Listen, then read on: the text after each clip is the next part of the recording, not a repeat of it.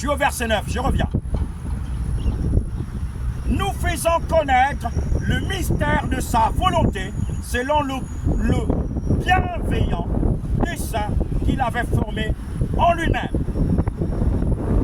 Le Saint-Esprit va nous faire comprendre et il va nous emmener quelque part.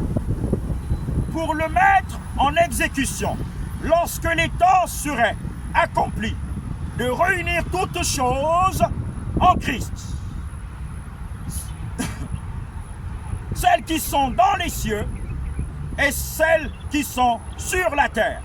En lui, je suis au verset 11, en lui nous sommes aussi devenus héritiers, ayant été prédestinés, suivant la résolution de celui qui opère toutes choses d'après le conseil de sa volonté. Je suis au verset 12. Afin que nous servions à la louange de sa gloire, nous qui d'avance avons espéré en Christ. Saint-Esprit, merci. Écoutons. Ici, la parole de Dieu nous dit, au départ du verset 3 d'Éphésiens 1, « Béni soit Dieu le Père de notre Seigneur Jésus-Christ, qui nous a bénis de toutes sortes de bénédictions spirituelles dans les lieux célestes en Christ. » Nous devrions comprendre quelque chose. Et c'est vraiment important de comprendre cela. Tous ceux qui servent le Seigneur sur la terre ne sont pas bénis sur la terre. La bénédiction des serviteurs de Dieu ou des élus, c'est depuis les lieux célestes.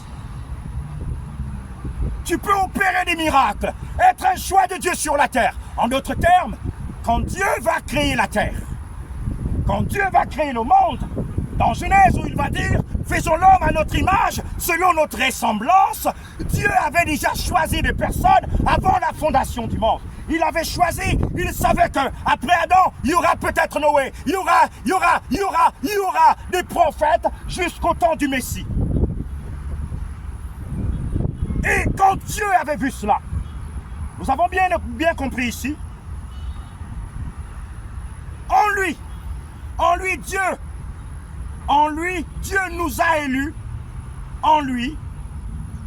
Dieu nous a élus avant la fondation du monde pour que nous soyons saints, irrépréhensibles devant lui. En Christ, Dieu nous a élus avant la fondation du monde.